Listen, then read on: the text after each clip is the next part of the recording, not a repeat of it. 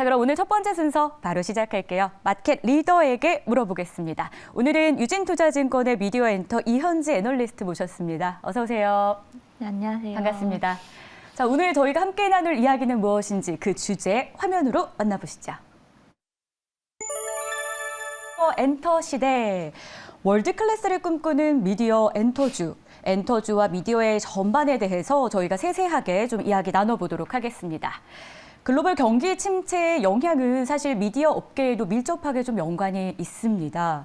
광고 경기도 위축되면서 TV 광고 성장세도 좀 둔화되고 있다는 얘기 들었고요. 그래서 이 경기 침체로 인해서 과연 미디어 기업이나 관련 제작사들은 어떤 영향을 받을지 또 그 영향이 얼마나 될지 저희가 좀 체크부터 해볼게요. 네, 아무래도 광고 경기가 위축되는 영향이 네. 좀 나타나고 있는 거는 같습니다. 그래서 보통 이제 OTT 업체들이 작년 11월 말부터 광고를 도입을 하면서 아무래도 OTT 업체들은 이 광고 수혜를 누릴 수는 있을 것 같고요. 특히나 제작사들, 그 중에서도 이제 TV 채널을 가지고 있는 뭐 CJ ENM이나 콘텐츠리 중앙, SBS 같은 이런 채널 사업자들의 경우는 편성이 조금 부진할 가능성은 있습니다. 그 영향이 실제 제작사까지 연결이 돼서 이제 제작사가 편성 매출이 좀 단기적으로 부진할 수는 있으나 하반기에는 기저효과도 있고 다시 시장 성장을 보면서 이제 좀 성장이 나오지 않을까 기대합니다. 네, 성장이 좀 나오지 않을까 이런 기대감을 갖는다 말씀해 주셨는데요. 사실 제작사들은 이 국내 시장만 장악해서는 롱런하기가 좀 힘든 구조가 지금 만들어지고 있잖아요. 저만 하더라도 OTT를 통해서 뭐 국내 거나 해외 관련된 미디어를 좀 보고 있는데 해외 사람들도 마찬가지일 거 아니에요. 특히 대형 제작사나 중소형 제작사들 이런 시장에서 어떻게 생존을 해 가야 하는 것인지 어떻게 지금까지 생존하고 있었는지 좀 이야기해 주세요. 우선 대형사와 중소형사는 그 네. 양적 성장, 질적 성장의 측면에서 조금 차이가 있습니다. 네. 그래서 대형 제작사의 경우는 우선 최근의 추세는 좀 수익성 중심의 질적 성장을 추구하고 있는 상황이고요. 그래서 올해는 대작 중심이긴 하지만 전체 에피소드를 조절하면서 제작비를 통제하는 가운데 리쿱률, 이제 OTT로부터 받는 그 리쿱 비율을 조금 높여가는 식으로 수익성을 조절하고 있고요. 중소형 제작사 같은 경우는 아무래도 양적 성장을 하는 단계입니다. 그래서 전체 제작 작품 중에 큰 작품, 텐트폴이라고 하는데 그런 텐트폴 작품들 그리고 본인이 IP를 보유하는 작품들을 최소 한 편 이상 보유하는 식으로 이제 양적 성장을 꾸려가고 있는 상황입니다. 그래서 현재는 대형 제작사들은 이제 뭐 간접, 직접적으로 미국 시장에 좀 진출하고 있는데 중소형사들도 작품 흥행에 따라서 미국에 진출하는 그런 한 해가 될 수 있지 않을까 전망합니다. 실제로 중소형 제작사들 중에서 진출한 사례가 있나요? 아니면 앞으로 좀 계획이 있는 건가요? 앞으로 계획이라고 봐야 되는데요. 네. 뭐 예를 들면 이상한 변호사 우영우로 만든 A스토리 같은 네. 경우는 지금 미국에서 리메이크를 조금 활발하게 논의하고 있는 상황입니다. 그래서 만약에 이게 좀 가시화된다면 또 올해에는 조금 좋은 성과가 있지 않을까라고 기대합니다. 네. 미디어 관련 대표주들 그러면 좀 깊이 있게 살펴보도록 할게요. 먼저 CJ ENM부터 보고 싶은데요. 최근 조직 개편을 했습니다. 여기에 뭐 대표이사도 바뀌면서 좀 앞으로는 성장성이 더 높아지지 않을까 이런 기대감이 나오고 있는데요. CJ ENM 향후 모멘텀이나 우리가 투자자의 입장에서 주목해야 될 어떤 투자 포인트가 있을까요?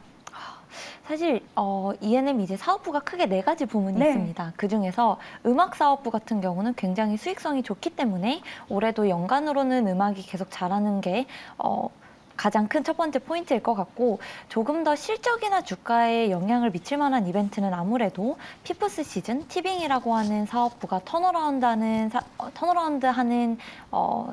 턴어라운드입니다.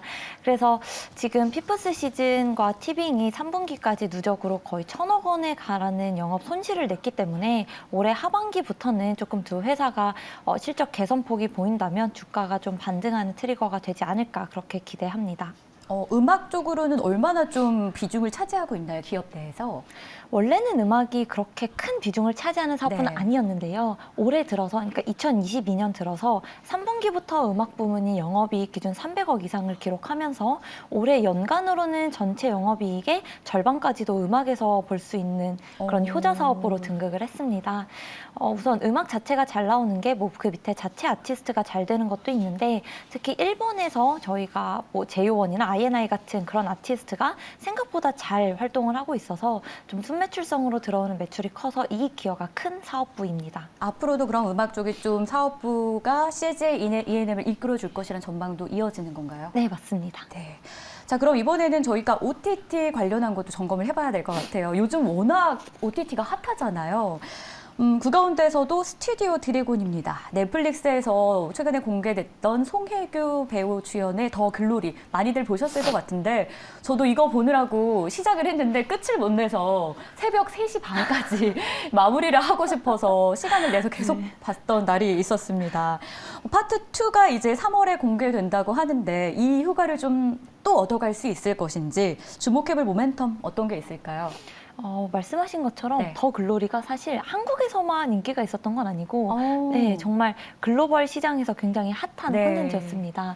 그런데 이제 뭐 더 글로리가 나온다고 해서 3월에 그 효과로 주가가 반등한다라고 보기는 살짝 다른 이제 이벤트들도 좀 필요할 것 같은데요.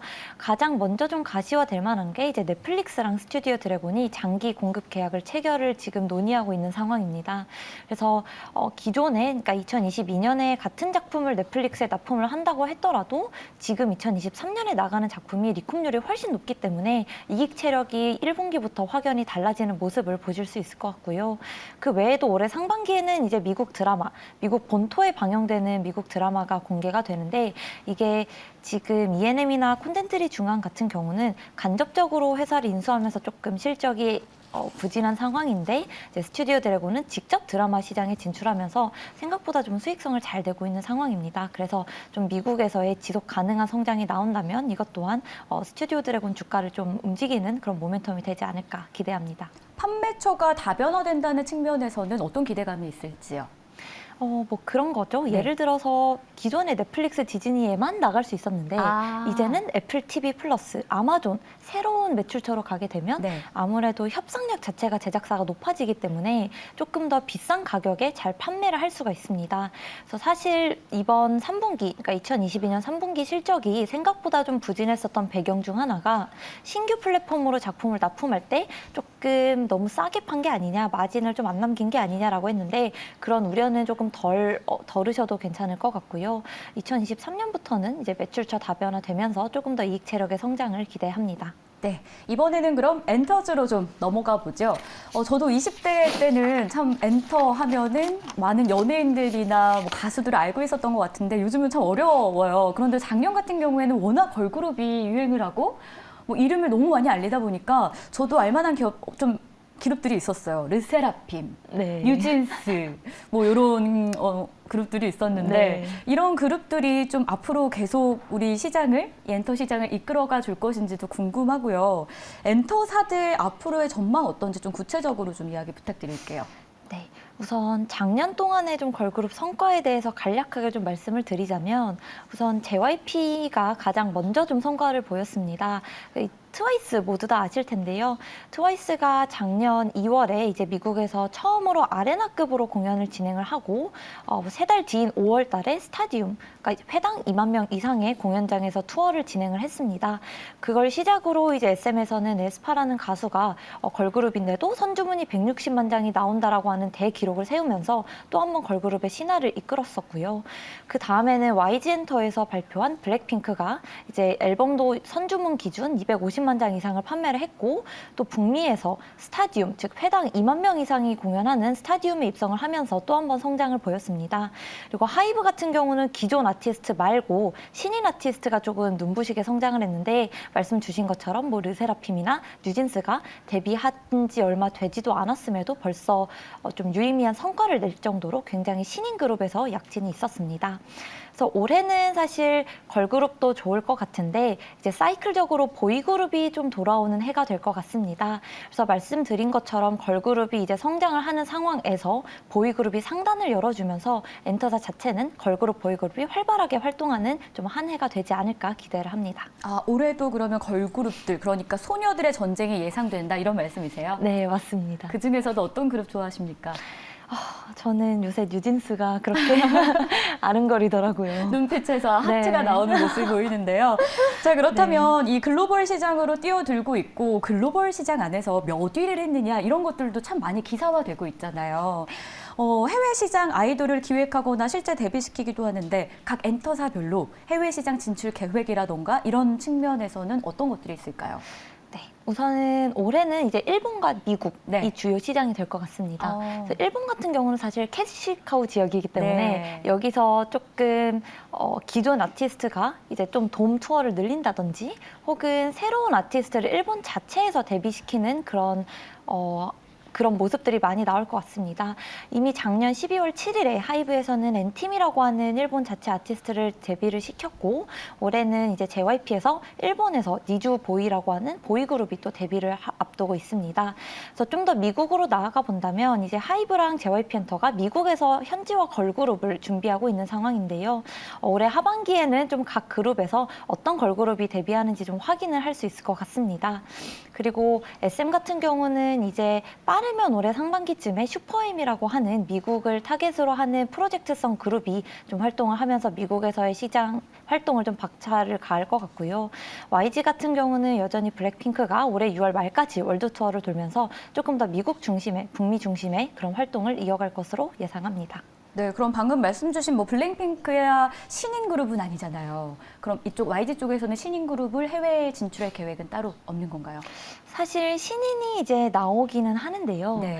우선 뭐 사실 르세라핌이나 뭐 뉴진스 같은 경우도 신인이지만 뭐 그렇게 미국을 타겟으로 활동을 활발하게 지금 하는 상황은 아닙니다. 그래서 대부분 신인들은 우선은 내수를 중심으로 데뷔를 한 후에 이제 일정 시간이 지나면 미국, 일본 이런 식으로 지역화 전략이 이루어지기 때문에 신인이 있지만 당장의 뭐 미국 진출이라든지 이런 걸 기대하기보다는 이제 기존 아티스트에서 미국 진출을 기대하는 편이 조금 더 가시화는 빠르지 않을까 예상합니다. 네, 저희가 지금 해외 진출 계획에 대한 이야기를 좀 나눠봤는데요. 실제로 뉴진스의 이 디토가 미국 빌보드 핫 100에 진입을 했다는 소식을 전해졌어요. 최근 그래서 뭐 요 며칠 동안 엔터 관련된 종목들의 주가 흐름도 좀 기분 좋은 흐름이 나타나기도 했었는데요. 뭐 아무래도 BTS 멤버 진이 입대를 하고 이러면서 하이브의 주가도 좀 흔들리는 거 아닐까 우려했던 걸 뉴진스가 좀 잘 채워주고 있는 모습입니다. 그렇다면 하이브 추가로 주가 상승 여력이 있을지 상승 동력엔 어떤 것들이 있을지 좀 부탁드려요. 이제 아티스트 파워 외에도 그 네. 외적인 부분을 좀 집중을 해봐야 될 것 같습니다. 그래서 먼저 하이브 자체가 올해 연간으로 컨센서스가 그러니까 영업이익을 예상하는 수준이 한 2천억 원 정도 내외라고 시장에서 보고 있는데 방탄소년단이 온전하게 활동을 하지 않음에도 올해 실적이 상향될 수 있다라는 것이 또 하나의 포인트가 될 것 같고요. 두 번째는 이제 올해 3월이나 4월 늦어도 2분기 중에는 위버스라는 플랫폼에 구독 모델이 도입이 될 예정인데요. 지금 3분기 말 기준으로 위버스 MAU가 한 700만 명 정도가 됩니다. 물론 지금은 뭐 그 이상이 됐겠지만 이 700만 명 중에 일부만 유료 전환을 한다고 하더라도 없었던 매출이 붙기 때문에 이 위버스 구독 모델이 도입되는 것이 또 한 번 하이브의 주가를 상승하는 모멘텀이 되지 않을까 그렇게 보고 있습니다. 네, 뭐 세븐틴이나 TXT, 엔하이픈 등 아티스트들도 있잖아요. 이들의 팬덤 상황은 어떻습니까? 그 외의 아티스트 중에서는 가장 빠른 성장세를 보이는 것은 세븐틴입니다. 아, 네, 세븐틴 이야기할 때 살짝 미소만 더 지어주십니다. 네, 정말 좋아하지만 네. 뭐 이제 분석은 객관적으로 해야 하기 좋죠. 때문에 네. 네. 세븐틴 같은 경우는 약간의 과장을 더한다면 일본에서 정말 방탄소년단만큼 인기가 많습니다. 그래서 작년 2022년에 이제 처음으로 일본의 도쿄돔에 진입을 했는데 올해는 도쿄돔에서의 투어 횟수를 조금 더 확대하면서 특히 일본에서의 활동을 많이 늘려갈 것으로 보고 있고요.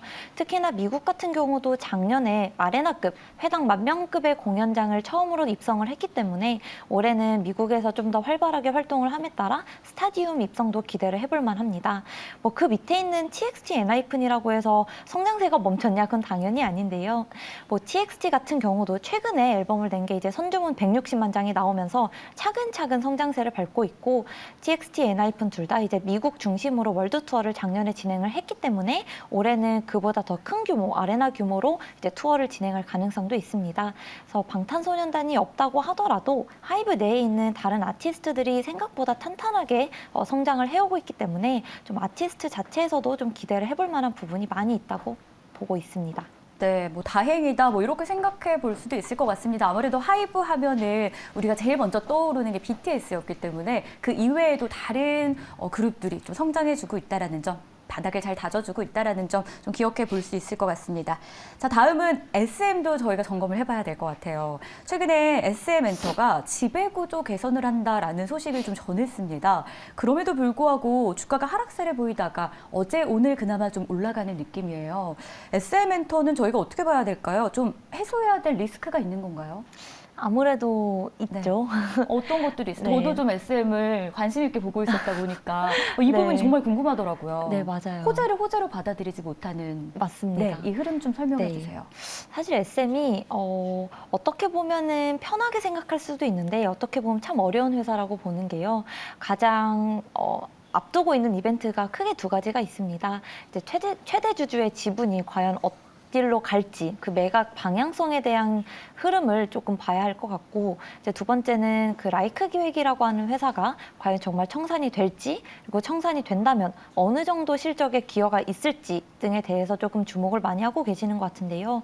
사실 이번 3월 주총 때까지는 SM은 그 이슈에서 좀 자유롭지 않기 때문에 좀 주가는 등락하는 모습을 계속 보일 것 같기는 합니다.